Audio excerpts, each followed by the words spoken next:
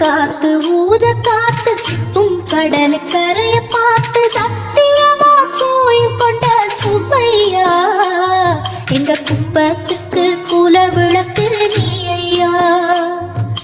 வாட காத்து வீச பார்த்து வலையை எடுத்து வலைய போட்டு மீன் பிடிக்கும் தொழில் நடக்குது முத்தையா. கரை மீண்டு வர காவல் உந்தன் வேலையா. திருச்செந்தூர் ஆண்டவனே வேல் முருகா தினம் உனக்கு நன்றி சொல்வோம் ஆழ்மருகா. திருவடியில் தவம் இருப்போம் திருமுருகா.